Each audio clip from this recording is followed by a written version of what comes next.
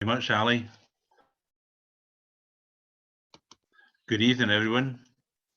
My name is Ivor Davis. I'm a recovered alcoholic, and it's really good to be here. I am in East Kilbride, Scotland, and it is now 9 minutes past 1 in the morning. That's how hardcore we are in AA in Scotland. You know, no half measures. We go to any lengths, okay? I'm going to be up until 2:30 with you all. I can see Ali's been selling tickets. I'm trying not to look at the counter at the moment, but it's really, really good to be here. I put my home group information into the chat before it was disabled, but anybody wanting to find out details can talk to me at the end of the meeting. It is really, really good to be, and I'd like to thank Ali for inviting me to come to this meeting. And I would really like to thank all the hosts for all the work that they've done over the last 16, 17 months in keeping this platform going. I had the privilege of being at a Fellowship of the Spirit convention that Ali and many of you were involved in organising. I was super impressed with the array of speakers and the message that was carried on that day. I'd like to thank Teresa, and it's really nice to be in the same room as Teresa for our introduction. And Nicola, my fellow Glaswegian, for reading out the appendix on spiritual experience. Make me feel right at home.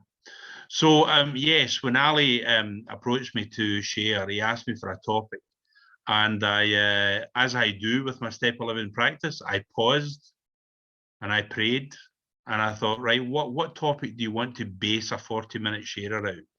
And the answer was an unshakable foundation for life. And I'm going to just read the passage from page 98, just to put my share into context. And it says, there is a direct linkage among self-examination, meditation, and prayer. Taken separately, these practices can bring much relief and benefit, but when they are logically related and interwoven, the result is an unshakable foundation for life.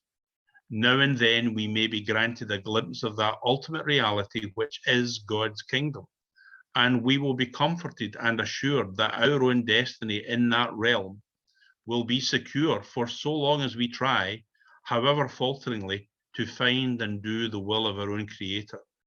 And I'm going to pose a question. I'm not expecting answers in the chat, but I'm going to pose a question for you all in the Zoom room. Who amongst us here tonight, whether you've been around for a while or whether you're brand new, who amongst us would not want an unshakable foundation for life? You know, that takes me back to when I first started drinking, and I'll talk more about my journey. You know, when I started drinking, alcohol made me feel as if I had just discovered an unshakable foundation for life, but it was a lie. So consider that question as I go through my next 40 minutes or so. My sobriety date, the date that I was separated from alcohol, was the 21st of July 1984. And to save you doing the math, it means that a few weeks ago, I surpassed 37 years abstinence from alcohol, and that is the first and the most amazing miracle of my journey. And it, you know, and it happened long before I came to Alcoholics Anonymous. I cried out to something on July the 21st, 1984, and that something I now call my higher power, my God, because I was so desperate, nearly killing myself for the second time in a short space of weeks. Through alcoholic intoxication, that I needed something greater than my power, my self-will, my resources, and that something answered it and took away the desire, the obsession to drink.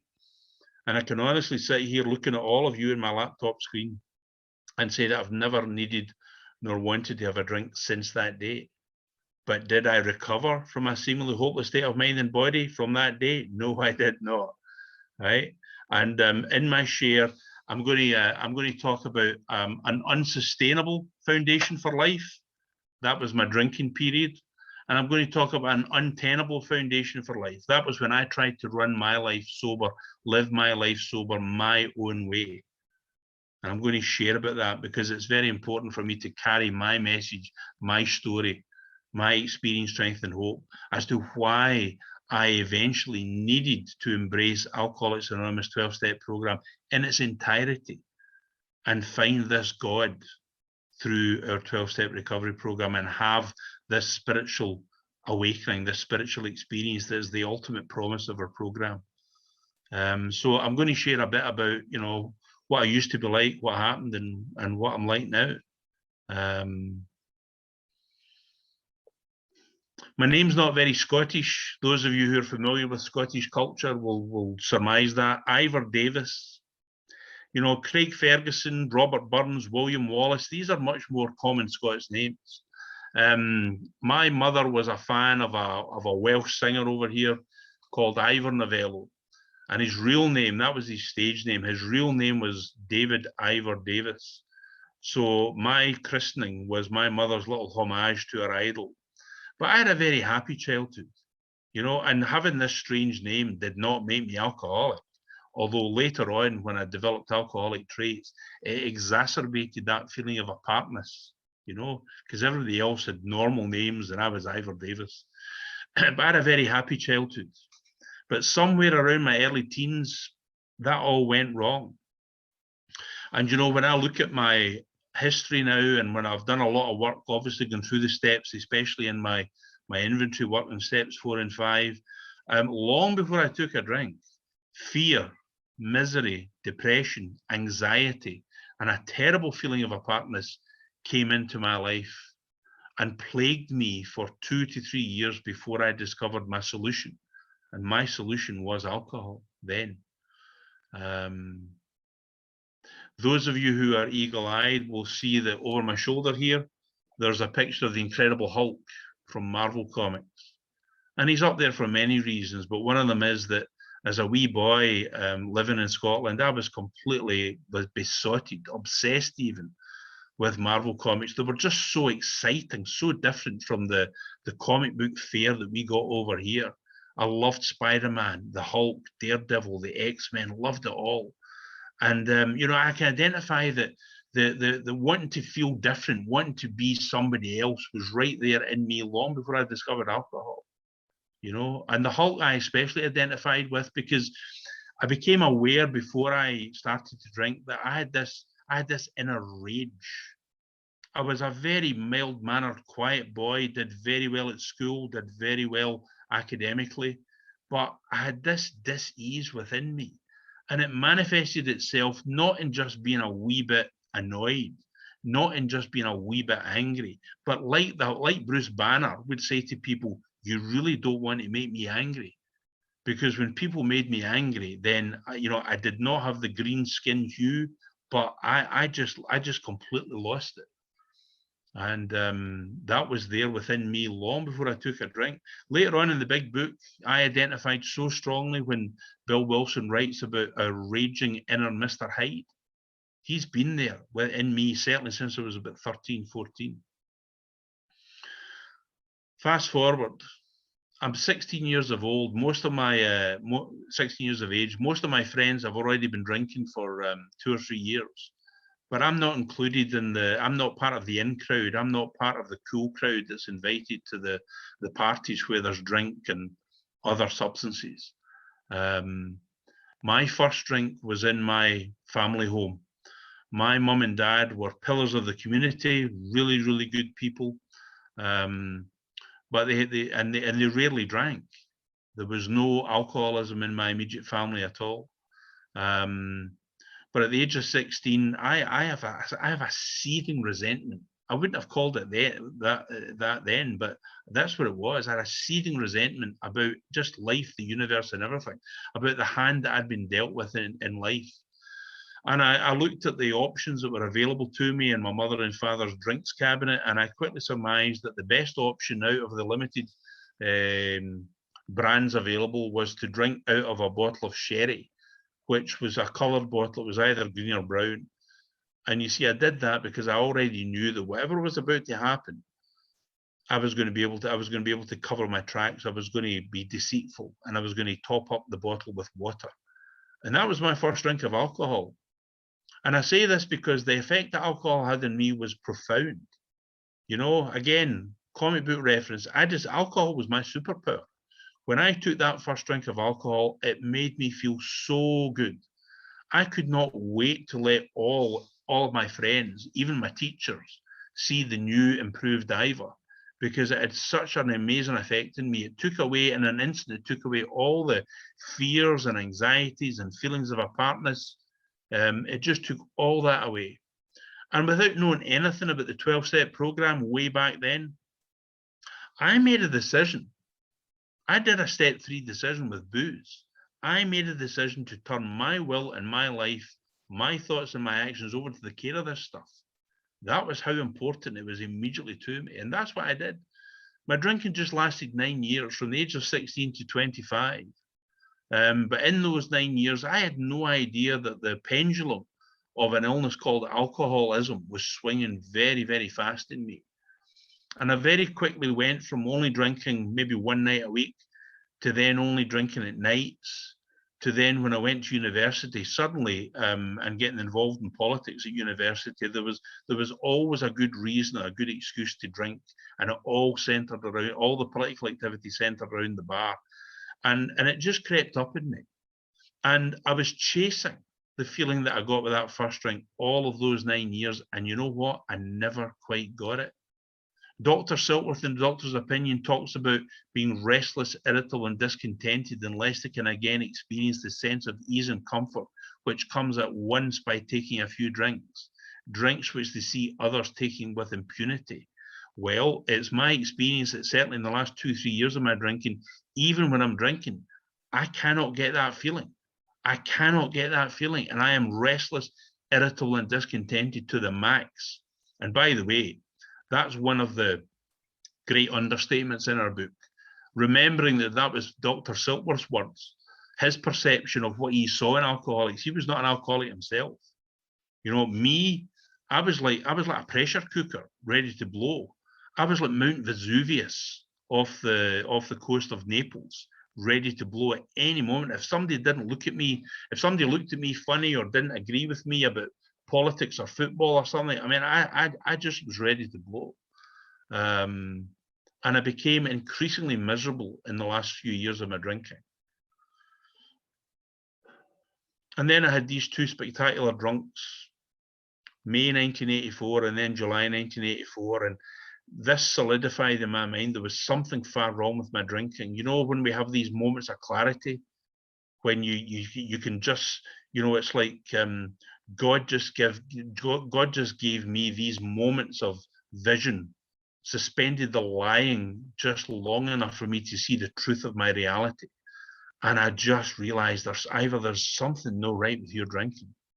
And then I remembered that 4 years previously, a member of this fellowship, a man now long deceased called Matt Headley, he had, as we call it, 12-step me.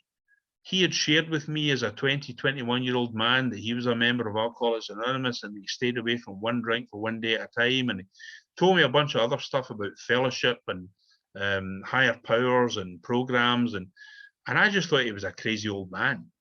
But I filed this information. I filed it to my hard drive up here.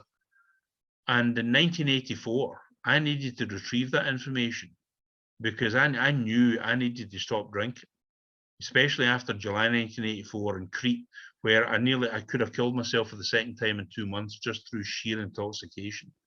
And the only way that I thought that I could not drink was to do it one day at a time.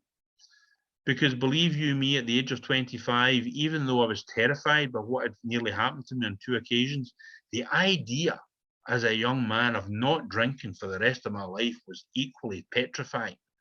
You know, and my head would race off, as I know many of us does, and it would be, what am I going to do at Christmas? What's going to happen at New Year?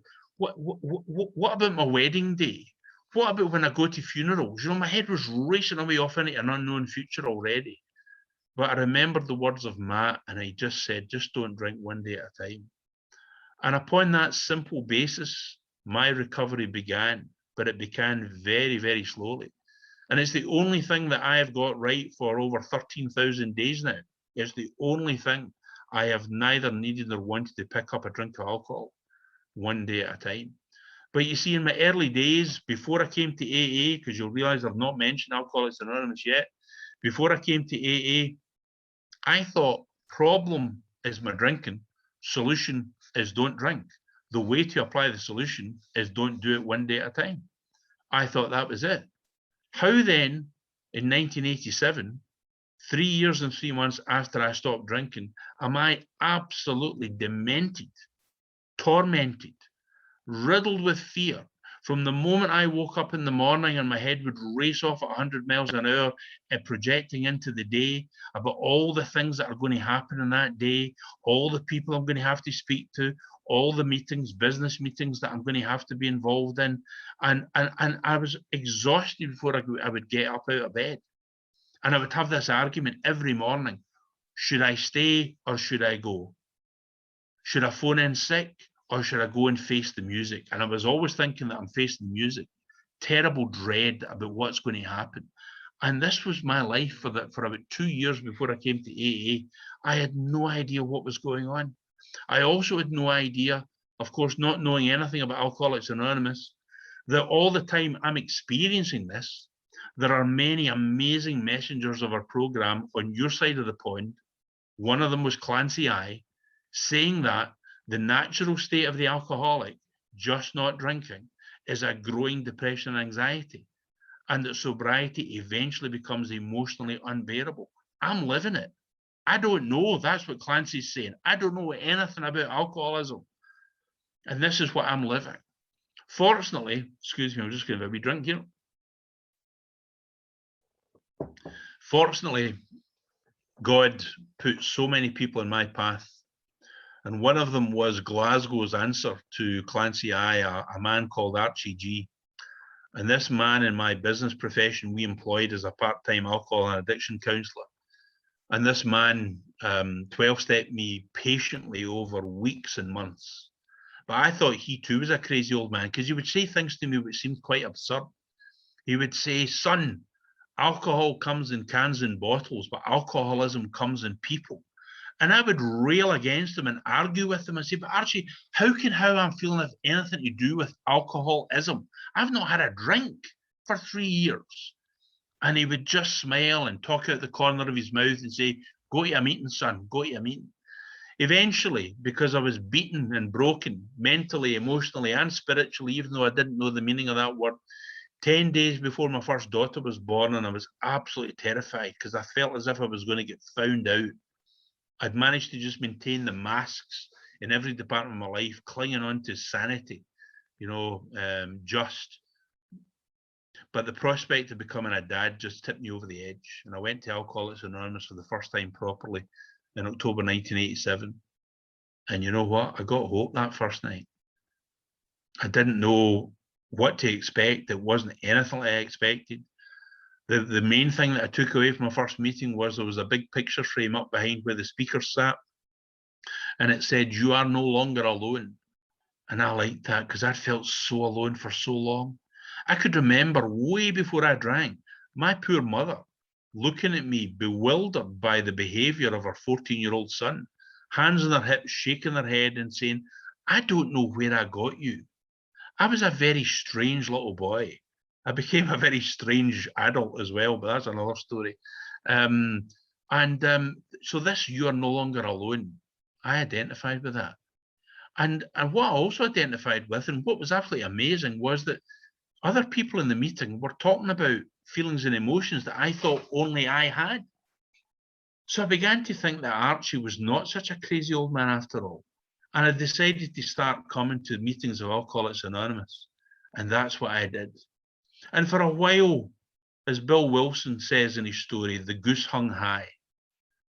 My life got better. My life became more bearable, became more manageable. Coming to Alcoholics Anonymous meetings and getting to know all these amazing people that were around Glasgow AA in the late 1980s and early 1990s was infinitely better than me just trying to stay sober through, on my own resources. Although a power greater than myself had intervened, although I didn't know that. But, I didn't know enough. I bought a big book. I kept asking people to be my sponsor. Didn't really understand why. Read the big book, thought it was, very, very quaintly written. The language was somewhat outdated. But I didn't get, and nor did I seek any counsel from any wise AA, that it was a recovery plan for living sober.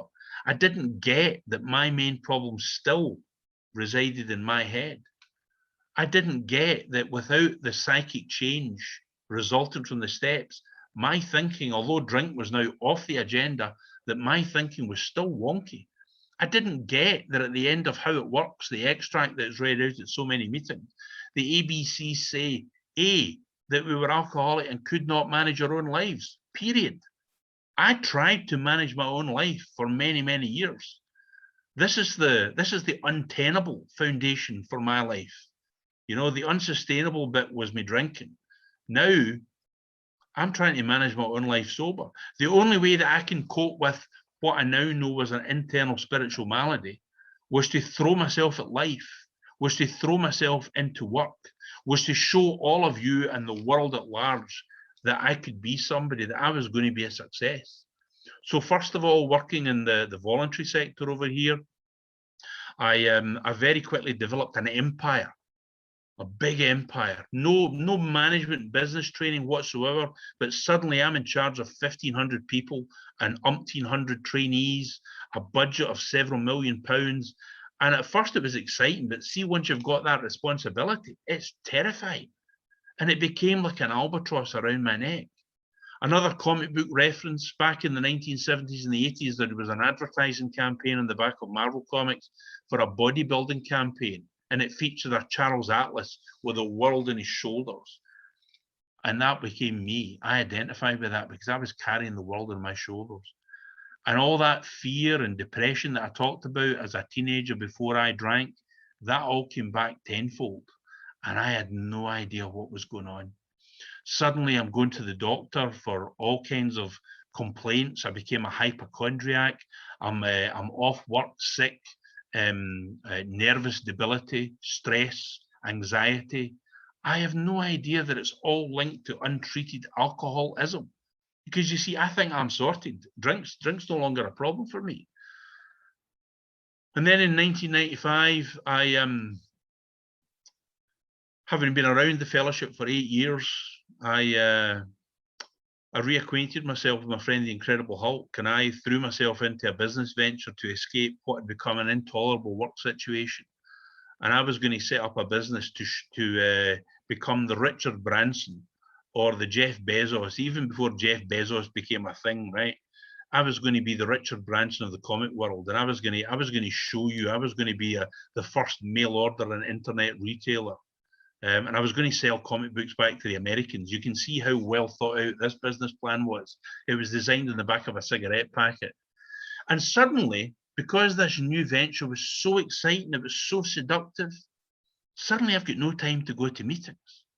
Because you see, I had no anchor, I had no sponsor, I had no home group. I'd become an attender for the last 2 or 3 years of my time in AA, and I never fell out with AA. And this part of my story is terrifying when I think back on it, because I just drifted away from AA. A week went by, a month went by, 6 months went by, and I've got no contact with AAs. Long before WhatsApp and Messenger, you know, there was nobody sending me a WhatsApp message saying, "Hey, Ivor, you've not been at a meeting for a few weeks. How are you doing?" There was none of that, right? I just drifted away, and I plowed my own furrow in life.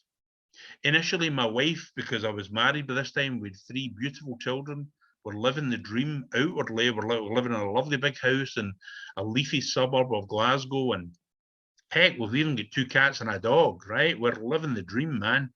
And initially, my wife gave me her full support to this business venture. But that changed when, after a couple of years, she hardly sees me. I'd moved the business out the family home, and I'm just working all the hours that God sends. If I tell you honestly that I went 15 years without more than a long weekend off, please believe me, I am not exaggerating.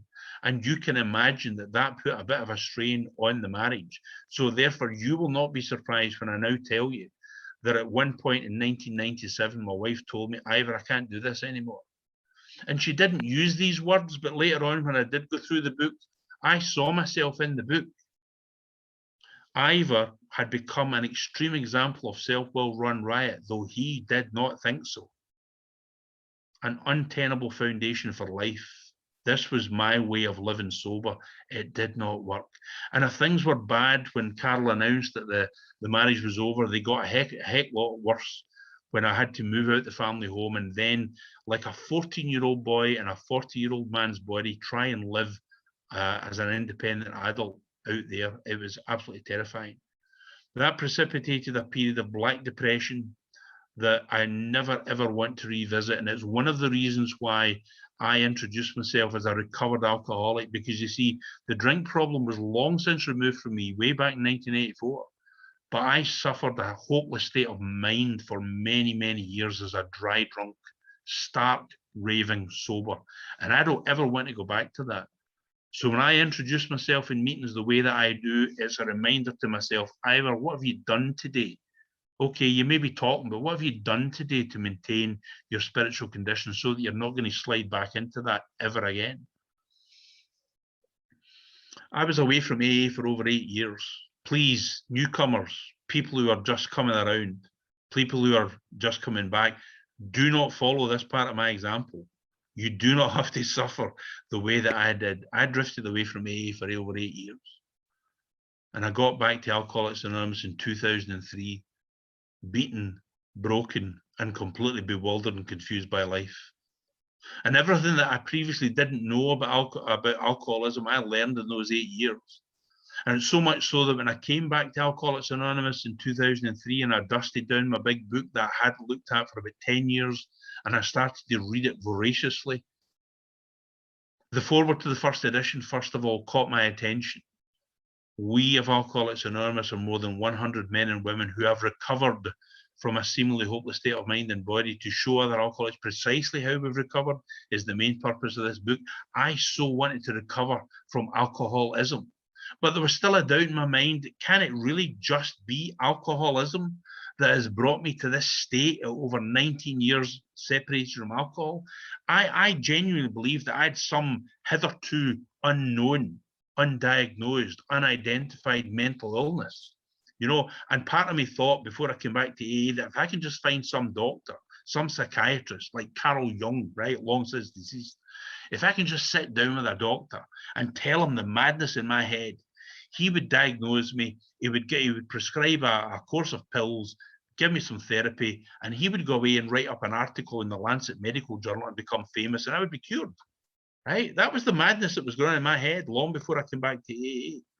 But when I read that, I thought, okay, this is piquing my curiosity, but I still wasn't 100% convinced that it was untreated alcoholism that I was suffering from.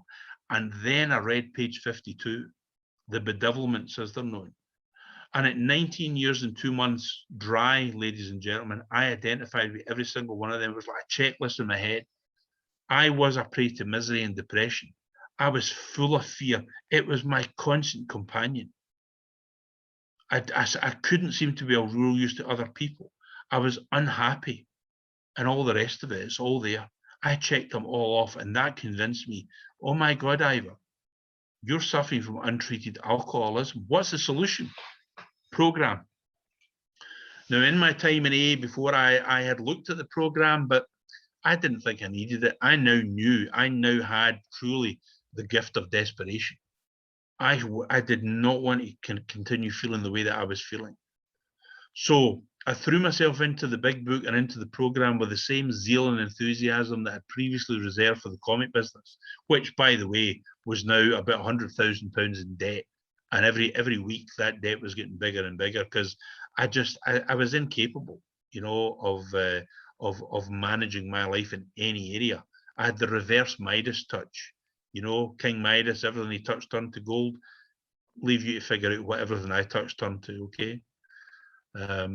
So I threw myself into the program. And the game changer for me, although I approached it with some trepidation, was step 3. Because you see, I'd turned my back on God when I was about 14. So any reference to God, even saying the Serenity Prayer at the end of meetings, still made me bristle and feel very uncomfortable. But thank God, literally, for Bill Wilson writing the chapter We Agnostics, because I, by this time, know that I'm not an atheist. So the chapter is written, it's addressing me. And when he says in that chapter that all you have to do is be willing to believe that there's a power greater than you, I had to. I was now convinced. You see, I'd tried to live my life my way for so long, and I'd failed miserably. My life had disintegrated. It was literally down to me, myself, and I. I had a very strained relationship with my 3 kids, who, although they never saw me drink, they saw me behaving like a madman. I had an even more strained relationship with my now ex-wife. The only people that were in my life on a daily basis were my customers. And most of them were vexatious to the spirit, let me tell you, okay? So I threw myself into the program and I approached step 3. And as I approached it, having read chapter 4 and then reading the bit at the end of the ABCs, being convinced we were at step 3, what's the first requirement? Well, the first requirement is that I had to stop playing God. I had to surrender the director's chair. And I was so desperate and I was feeling so bad that I was willing to do it. So I sacked myself as the managing director of Ivor.com and I appointed this cosmic chief executive that I now call God. And when I took my step 3 decision, it was the biggest decision of my life, and it still is the biggest decision of my life to this day. Because when I took my step 3 decision, I was not going to go back to living my life my way at all. And I was going to do everything that Alcoholics Anonymous outlined in the precise series of directions in the pages after step 3. Even though that terrified me at the time, because that meant that I was going to write out resentments and fears and sex misconduct. And that terrified me because I'd been carrying a thing. There was a thing that I'd been carrying around in my head since I was 19 years of age. Nobody was going to know about this, was my previous thought. But, you know, when I took my step 3 decision and I read the bit at the end of the prayer that I thought very well before taking this step that I could at last abandon myself utterly to God as I didn't understand him. You know, so I abandoned myself utterly to this. And when I did that, my thinking changed. I thought, okay, you're going to do this thing, you're going to write it all out, and then you're going to share it with somebody. And I did all that. And the amazing thing in my experience is that every time I've taken the action steps, I've felt better at every stage. And by the time I got to steps 4 and 5, I'm beginning to feel human. I'm beginning to feel alive. I'm beginning to feel happiness and joy that had eluded me for years and years and years. You know, I'm putting down the building blocks of this unshakable foundation for life. Didn't realize that at the time, but I'm laying the foundation. So I pressed on. I became willing in step 6 and 7 to have God remove all my defects of character that were inhibiting my usefulness to him and to my fellows. Noting that I wasn't asking me to remove all my defects of character, period. I've still got many of them. The difference now is that under God's direction, my defects of character are used for a higher purpose. But back then, selfishness, self-centeredness, fear, resentment, jealousy, I wanted rid of all of them. And just as a wee by the by, conscious of the time, I know my sobriety date, I gave you it off by heart. I wish I knew the date that rage that I described earlier on left me. I can tell you the year, it was 2014. I wish I could tell you the day that fear left me. Now, don't get me wrong, I still have fear. I've got health issues going on just now. There are still flickers of fear. I'm talking about that paralyzing, all-consuming fear that was like the corrosive thread that just ran right through me for years. That's gone. That's gone. And it wasn't me. It was God in this program. And it happened as a result of the 12-step program and me taking the actions outlined in our amazing, miraculous big book. Steps 8 and 9, I moved on to make amends. And most of the amends that I have made and continue to make were to people that I harmed after I stopped drinking. Because you see, I was stark raving sober for many years, absolutely off my head, worse in many respects than when I was drinking. And then I moved into steps 10, 11, and 12. And that's where I live today. You know, and step 10, first of all, it's so precise. I didn't realize its precision for many, many years, you know, but it is very precise in the big book. Continue to watch for resentment, fear, selfishness, and dishonesty. And when these crop up, we'll then get 4 specific things to do about them. Ask God to remove them. Talk to someone immediately, make amends if you've already acted on it, and then resolutely turn your thoughts to someone who can help. And, you know, the more that I do that, the less I actually experienced resentment and fear and selfishness and dishonesty. That's one amazing byproduct of it. But the more I now understand, when Bill Wilson wrote that we have entered the realm of the spirit and that we're now about to move on, this is a process that will continue for our lifetime. I now get that, you know, I now get that. And moving on to step 11 and my unshakable foundation for life. You know, again, in the big book, enhanced by Bill's writings all these years later on the steps, especially step 11 and the 12 and 12. But there's precise directions in the big book on pages 86 to 88 as to how to live your day sober on awakening. So every morning now, and for several years, on awakening, and I might not do it immediately on awakening, but within minutes of on awakening, I consider my plans for the day. And I then remember to say hello to God and then ask God to direct my thinking and my actions. And I ask it to be divorced from selfishness, self-pity, resentment, fear, all that stuff. I then remind myself that all I've got to deal with is that day. I remind myself that I'm alcoholic by doing some readings. And I then, and only then, will get up and face the day with breakfast, coffee, all that stuff. But, you know, the second part of step 11 has become even more important for me in recent times. And that's as we go through the day. You know, we've got the on awakening, we've got as we go through the day, and then we've got a nightly review. And the most important word of step 11 for me just now and for quite some time is pause. You see, in how it works, it says that there is one who has all power. That one is God. May you find him now. See, when I read that and when I hear that now, I put in a bracket and it's may you find him, open brackets, in the closed brackets now. That's the only place that I find God, is to just pause and just be quiet and seek God's will and direction. I did it before this meeting. I had to. Thank goodness I did. 232 people. My goodness.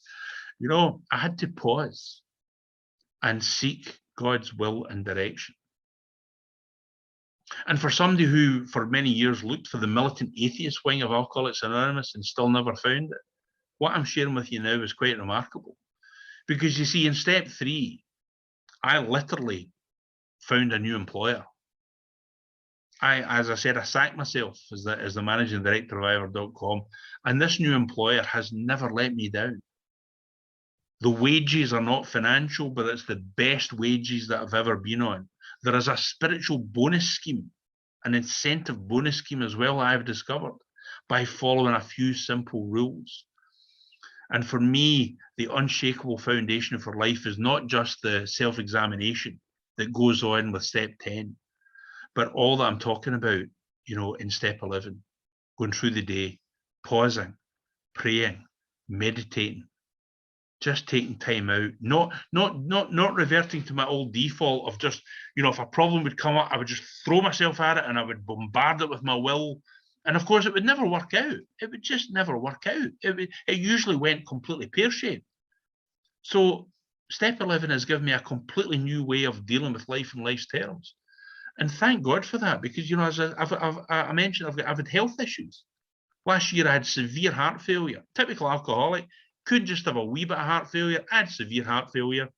You know, they told me it was a category 4. I said to the consultant, what's a category 5? And he said, it's a wooden box. Oh, okay. But, you know, all through that process, I used my step 11, you know, and the final bit, the nightly review, you know, I look at my nightly review. I very rarely write it down now, but I'll look at it and I'll ask myself the searching questions that are in there. What could I have done better? Okay, you didn't do a step 10 today, Ivor, but did you have any resentment? Were you selfish? Were you dishonest? Etc., etc., etc. And if there is anything comes up, then I carry it forward as an action point for the next day.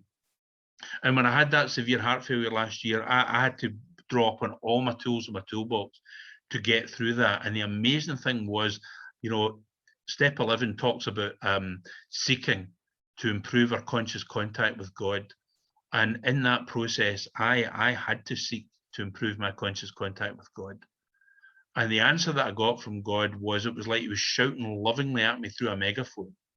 Ivor, it's not your time to come at the big meeting in the sky. I've still got work for you to do down there, but you need to look after yourself. And my God will not do for me what I can do for myself. God will only do for me, and I believe us, what we cannot do for ourselves, like stopping drinking and staying sober, for example.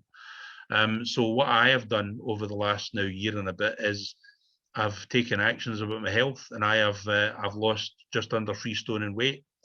My heart, it appears, has returned to its normal size.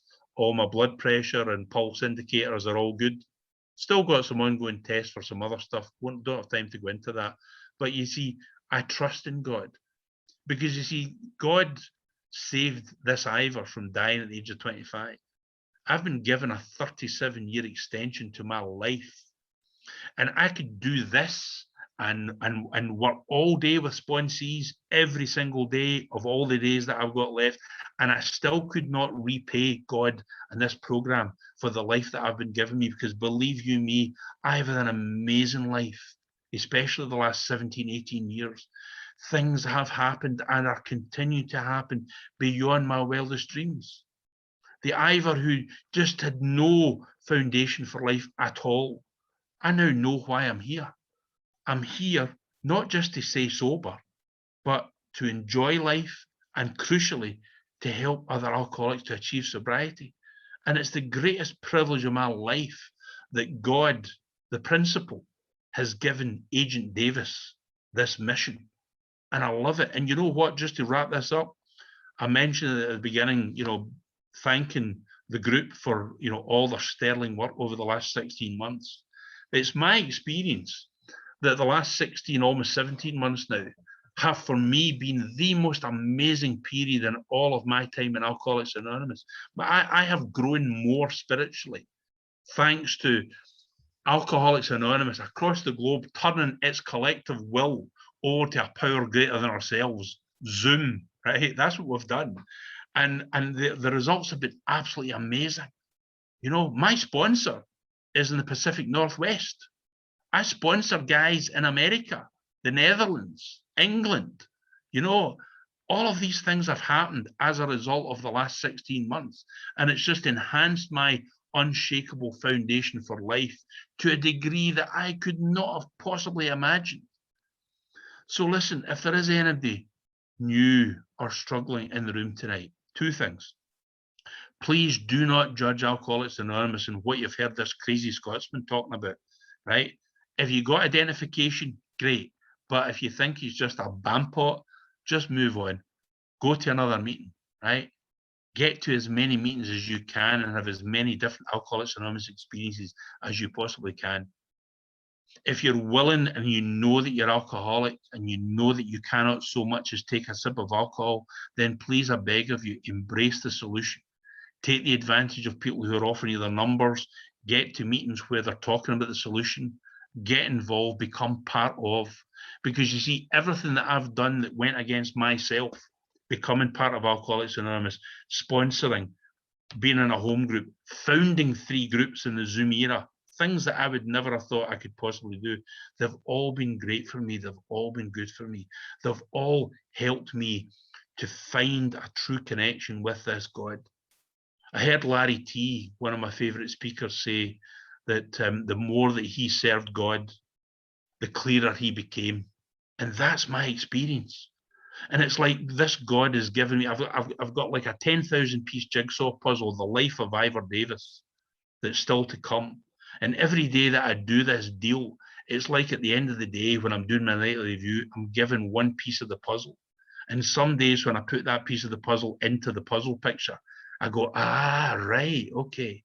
Other days it's just like a bit of blue sky or a bit of green grass, doesn't really mean anything. But overall, the cumulative effect is that I know why I'm here. I know what life is about. I know what I'm supposed to be doing and why I'm supposed to be doing it. And that's it. So glad to be here, able to be sober. Thank you so much for giving me this opportunity, and thanks for listening.